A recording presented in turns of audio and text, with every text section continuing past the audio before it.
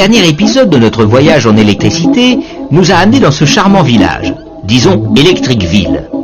300 maisons. Supposons qu'on veuille les alimenter en 220 volts triphasés, c'est-à-dire faire 100 maisons par phase. Chaque maison va avoir besoin en moyenne d'une puissance de 5 kW, donc 500 kW par fil de phase. Facile.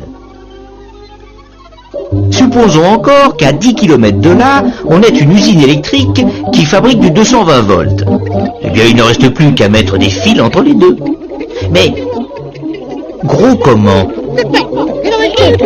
Il faudrait savoir. C'est important, ça. Et voilà nos spécialistes en théorie électrique.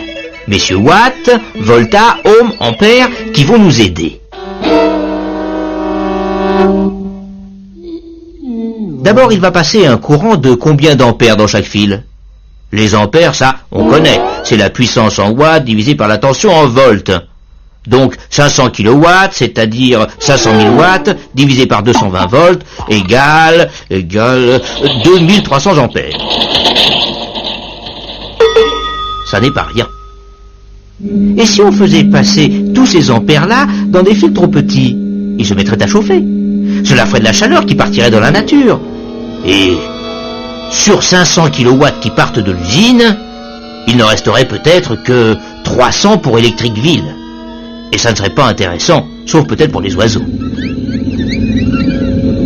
Certes, des pertes en ligne, il y en a toujours. Mais comme on est économe, on ne veut pas qu'il y en ait plus de 6%. Monsieur Ohm, s'il vous plaît, dites-nous quel doit être le diamètre des fils pour faire passer 2300 ampères sur 10 km en 220 volts sans que ça chauffe trop. Diamètre des fils égale 15 cm. Et non, Monsieur Ohm ne s'est pas trompé. C'est bien le diamètre des fils qu'il faudrait pour transporter nos 500 kW sous une tension de 220 volts. Alors tout est fichu? Mais non, car reprenons notre formule. Sans toucher à la puissance, doublons les volts. Les ampères diminuent de moitié, et avec 20 000 volts, cela ne fait plus que 25 ampères. Vous pouvez faire le calcul. Or, 25 ampères, nous dit Monsieur Ohm, cela passe à l'aise dans des fils de 3 mm de diamètre. C'est beaucoup plus raisonnable pour des fils électriques.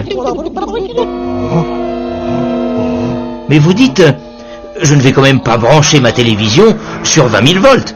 Elle est prévue pour 220 volts.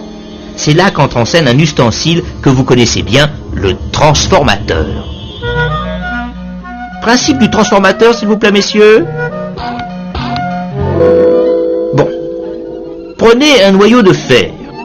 Faites passer 20 000 volts dans une bobine de 20 000 tours. Eh bien, une bobine de 220 tours sur le même noyau vous donnera du 220 volts. Un transformateur, cela permet donc de diminuer les volts ou, au contraire, de les augmenter quand on a de grosses puissances à transporter. Mais Electricville et sa petite usine, c'était pour jouer. Dans la pratique, une usine électrique peut débiter jusqu'à 1 million de kilowatts. Généralement sous une tension de 20 000 volts. Un premier transformateur élève la tension jusqu'à 400 000 volts. Ce réseau très haute tension, auquel d'autres centrales peuvent se raccorder, permet de transporter de très grosses puissances sur des centaines et des centaines de kilomètres. Pour alimenter une région, un transformateur ramène cette tension à 63 000 volts. Puis, elle passe à 20 000 volts, jusqu'à notre village où un dernier transformateur vous délivre la basse tension que vous connaissez tous. Tel est le principe de la distribution électrique. Mais avant de finir, merci à nos spécialistes que nous espérons revoir bientôt sur nos écrans.